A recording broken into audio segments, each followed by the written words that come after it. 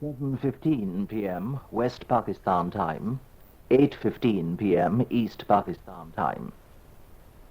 This is Radio Pakistan. Dr. Ishtiaq Hussain Qureshi, Vice-Chancellor of the University of Karachi, will now inaugurate a series of talks being initiated by Radio Pakistan under the title of Quaid-e-Azam Memorial Lectures, in which reputed scholars of the history of the Pakistan movement from all over the country will interpret the ideology of Pakistan in the light of the Quaid-e-Azam's writings and speeches. Questions from members of the audience will follow the talk. Here then is the inaugural talk by Dr. Ishtiaq Hussain Qureshi in the series Quaid-e-Azam Memorial Lectures. Ladies and gentlemen, Pakistan came into existence in the year 1947, and more than 22 years have gone by, and a generation has grown up in our midst which is not aware of the urges that led the Muslims of this subcontinent to embark upon a movement for the establishment of a sovereign homeland. They have to be reminded again and again, sometimes by the older generation, sometimes through books and articles, that Pakistan did not come into existence as a mere accident of history.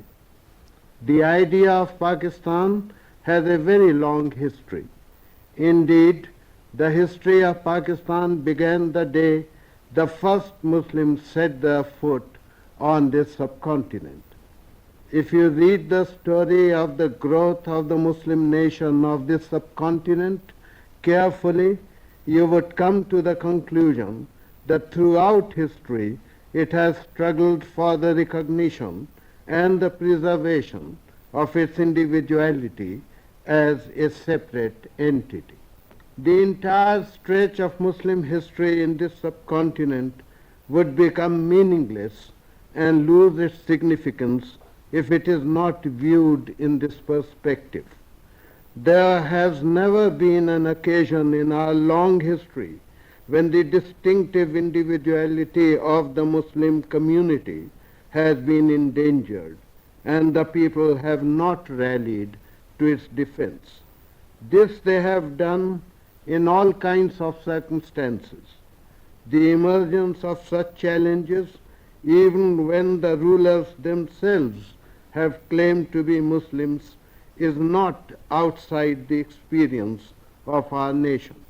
But I think we face the greatest crisis when we lost our freedom and became a downtrodden community ruled by aliens, when we could hardly muster hope that we would again rise as a free people, when it seemed that we were destined to live forever a life of subservient existence. That was a time which I think was extremely dark in our history, and yet we accepted the challenge and refused to go under. And why did we refuse to go under?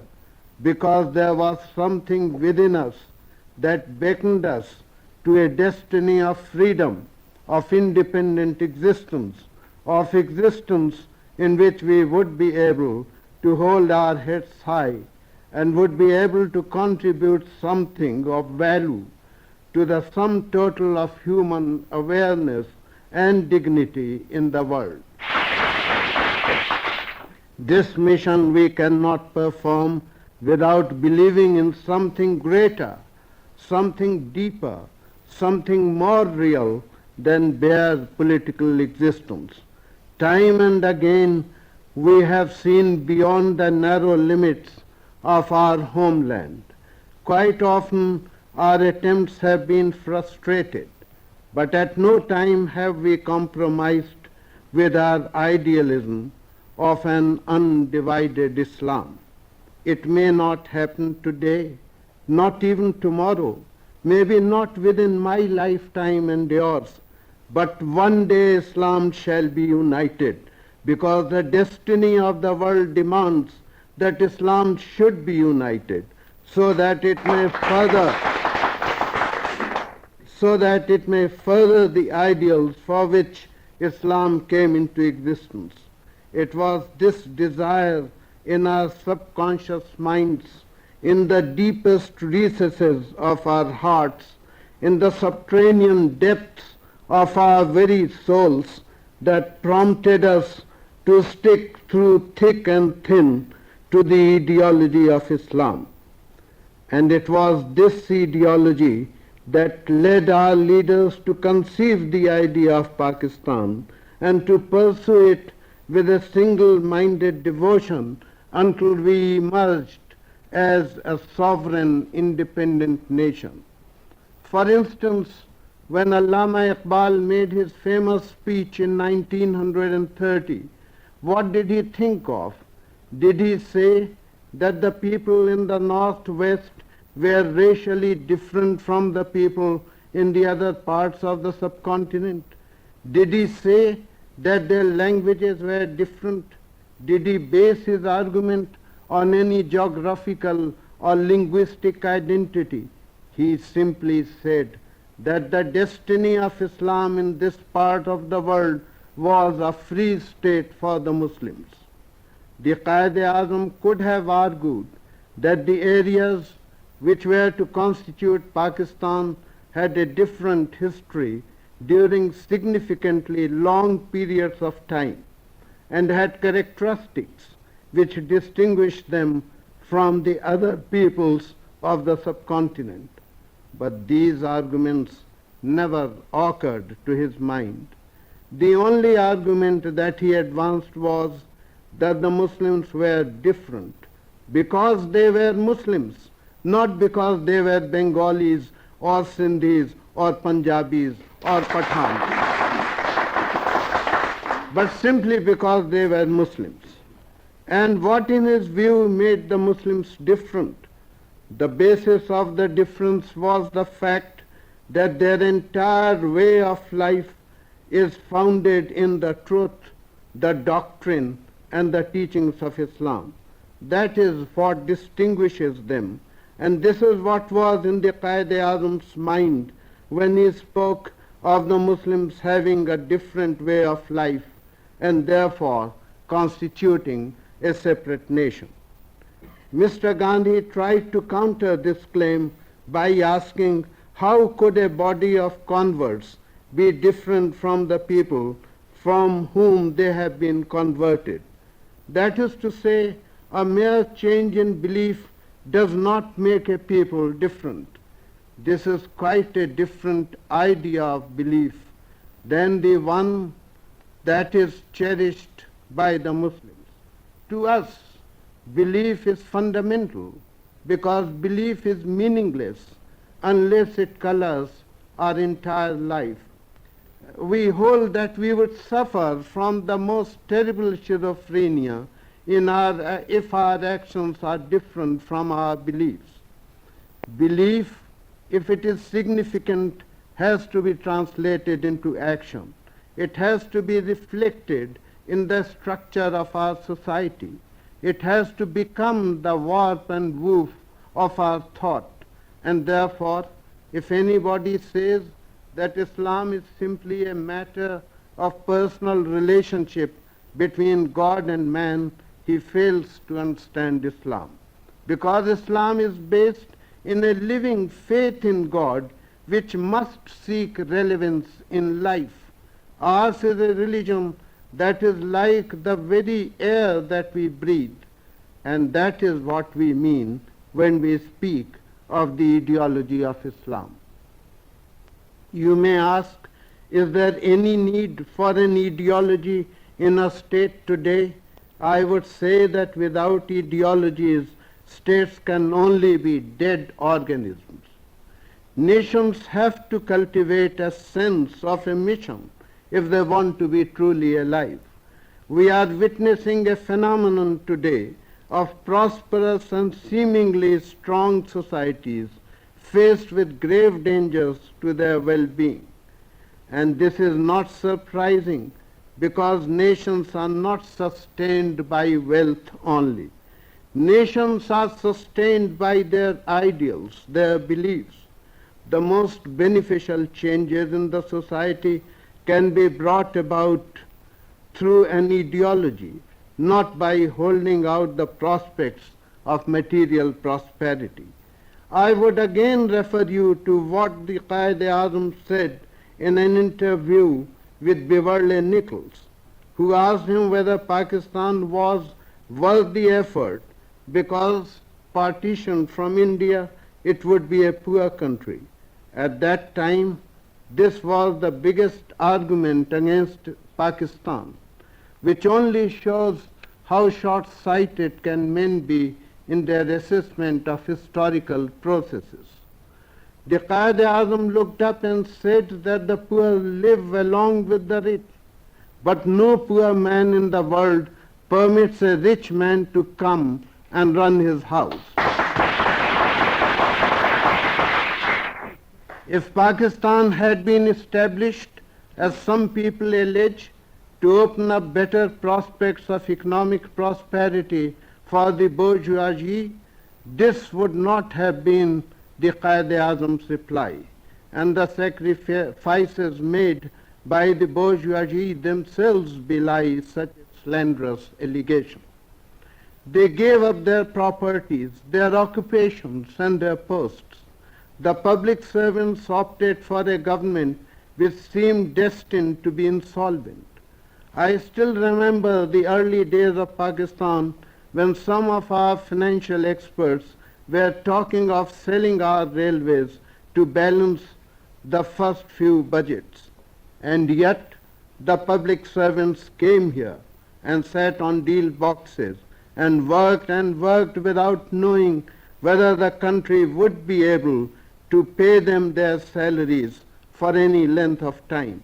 Surely all kinds of people gave up their homes and hearths and comforts, not because they were looking for a better material standard of life, as all the economic courts were against Pakistan, but because they felt that they could not work out their ideology in a state of bondage.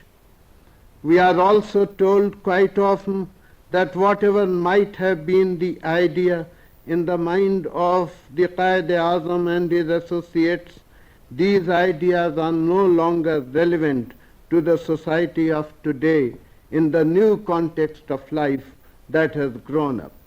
Let us examine this for a little while. How is it that they have grown irrelevant? What has transpired during the last 22 years that has made the ideology of Pakistan and the doctrines of Islam irrelevant to our life today?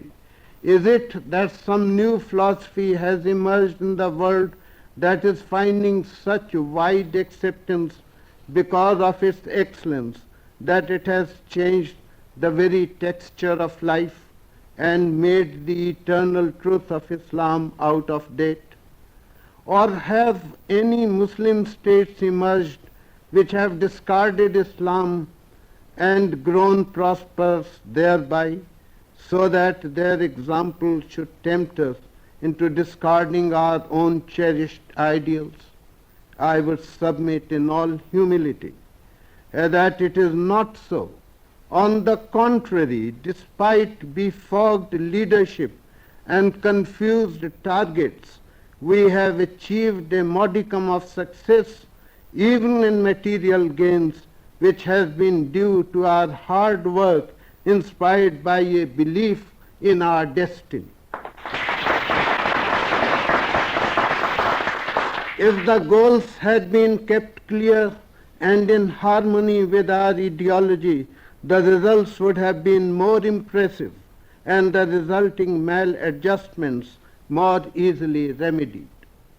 Indeed, the truth of the fact that the ideology of Islam should be the guiding force in the life of this country lies in the fact that to the extent that Islam has weakened, Pakistan has weakened. We possess if we possess or want to evolve a common culture, we must not forget that that culture can be based only in Islam. When we talk of a common heritage and history, let us not forget that the common heritage and history have been given to us by Islam. If we let go the ideology of Islam, we cannot hold together as a nation by any other means. Those who want to destroy us prompt us to destroy Islam with our own hands.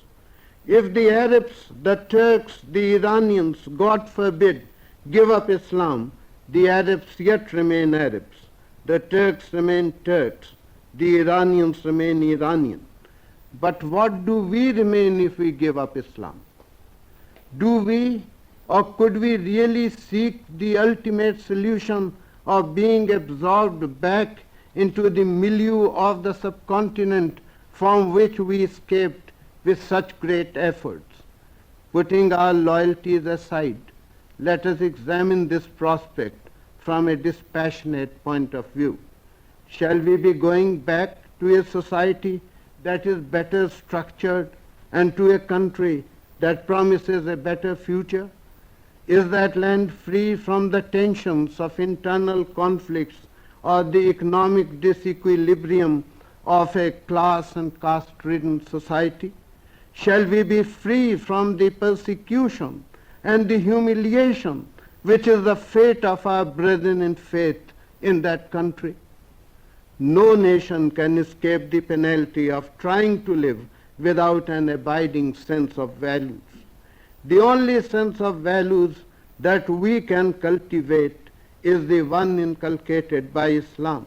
There is no other sense of values that can be ingrained in our minds, because Islamic values are a part of our historical consciousness. If we think in terms of our masses, the last few weeks have demonstrated that the only way of appealing to them is through an appeal to Islam. They will respond to nothing else.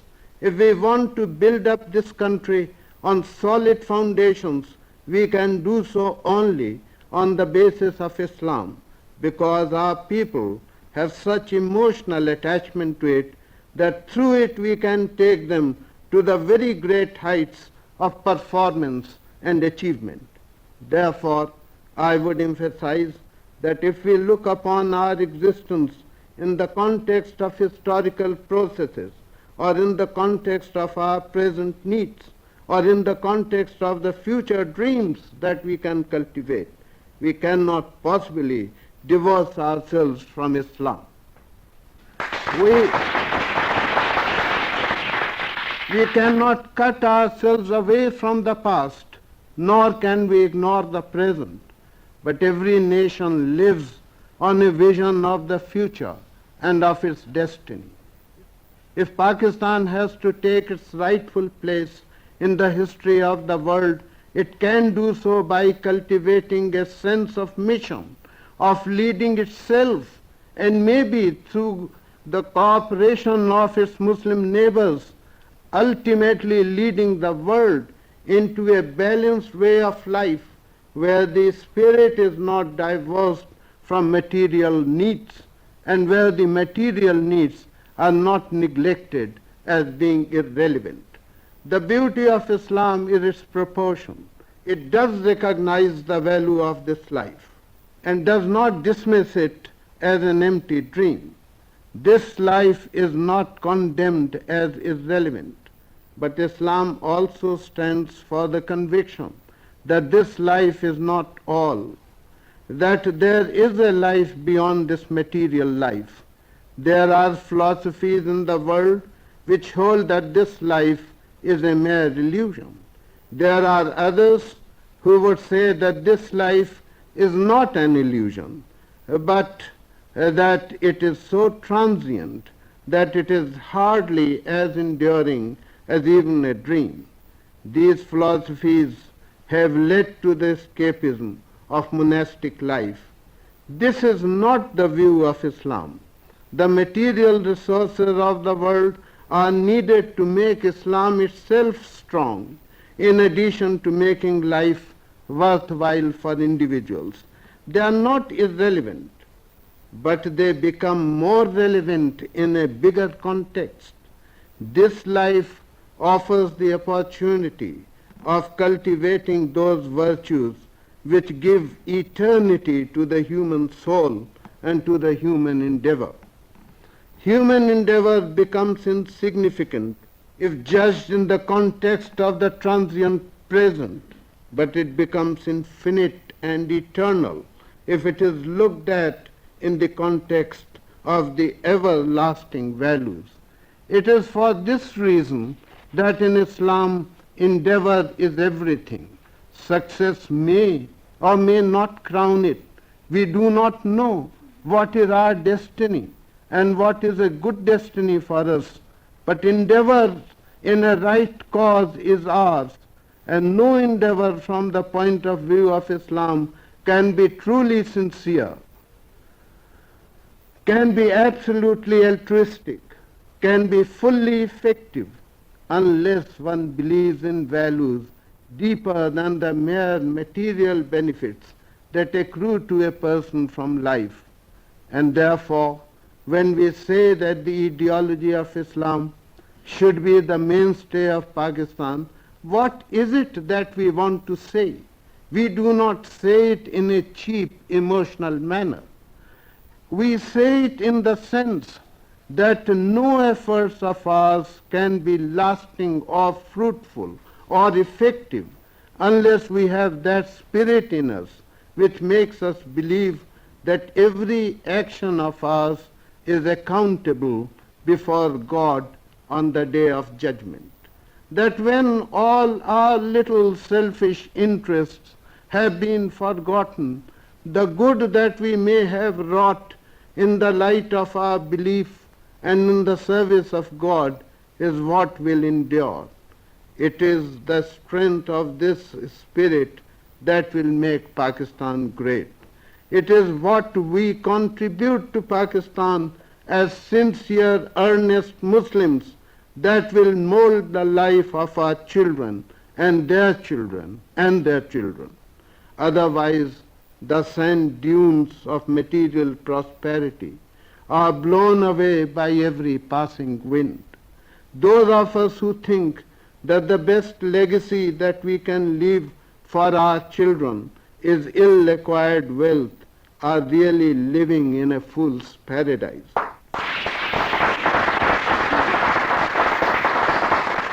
Because if we are able to give our children faith and character, they can create new worlds for themselves.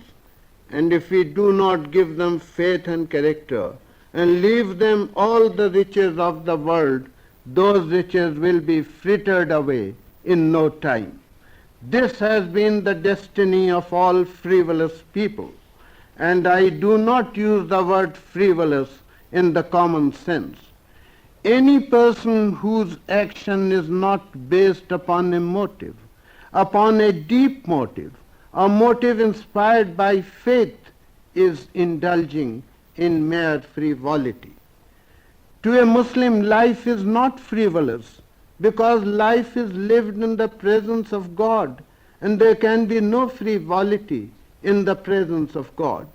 What greater guarantee can there be of sustained, earnest effort than a belief in Islam?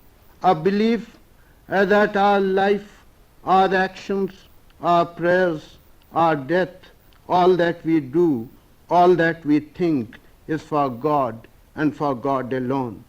Given that philosophy and its sincere pursuit, I can say without the fear of any suspicion in my mind that the destiny of Pakistan is assured.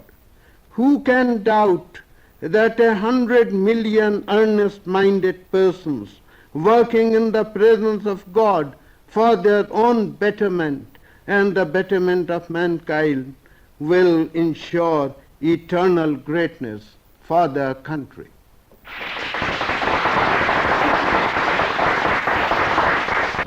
You've just had the inaugural talk by Dr. Ishtiaq Hussain Qureshi, Vice-Chancellor, University of Karachi, in the series Quaid-e-Azam Memorial Lectures. And now the question-answer session.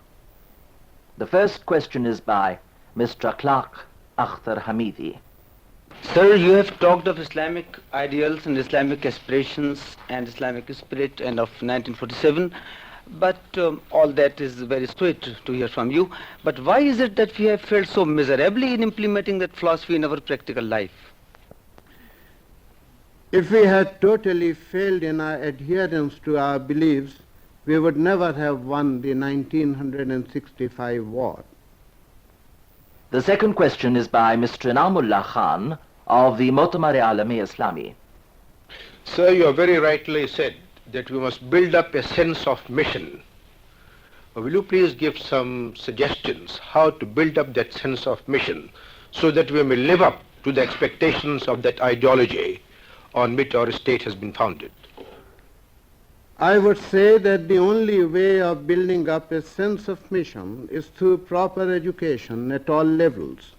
Too long have we wandered aimlessly in the expense of meaningless education. We have been creating a split mentality. Even in the best of our institutions, Islam is taught as something secondary, not at all integrated into the various subjects that we teach. And you cannot build up an integrated personality on an education like that. An integrated personality can be built up only through an integrated program of education. If you cannot build up an integrated personality, you will have the kind of schizophrenic nation that we unfortunately are tending to become today. Now, if we can somehow or the other give a proper orientation to our education, a sense of mission can be imparted through it. The next question is by Dr. Moinul Haq. Sir, you have congratulated the Radio Pakistan for initiating this series of lecture. I add to that and congratulate them for their choice for the inaugural lecture. Do you think that in the ideological state based on Islamic ideology, the individual would have freedom to the extent to which he is entitled? It depends, does it not, upon the contents of the ideology?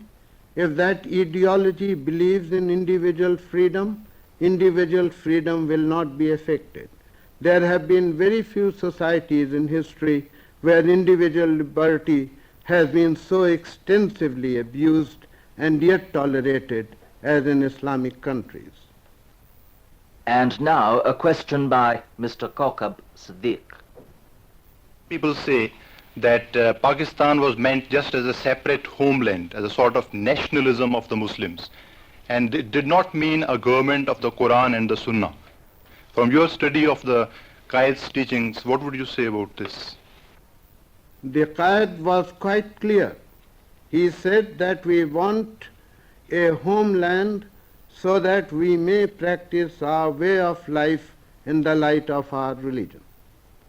Mr. Hamid Ali puts the next question. Recently, a very close associate of Quaid-e-Azam has said that Qaid wanted to establish a socialistic structure in Pakistan. And we were of the opinion, as you have just said, that the ideology of Pakistan based on Islam. Will you tell us why such controversy has arose now? I do not want to get into any controversy, but may I suggest that what was in the mind of the Quaid-e-Azam and his associates was social justice in the light of Islam, whatever word might have been occasionally used for it, because we must remember that social justice is the very essence of the social structure of Islam.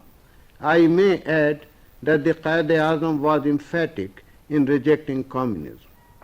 And now a question by Mr. Kokab Siddiq. There have been some distortions in the collections of the Qaid's speeches recently. And one such collection includes a clear distortion in which some portions have been removed. There has been no leader of any dimensions whose sayings have not been distorted. And this is a very great tribute to the Quaid-e-Azam that efforts are being made to distort his speeches. I would only say that intellectual dishonesty should be met with intellectual honesty. If some person puts forward something as the case which really was not his, he should be corrected, and our people may be ignorant, but they are not fools.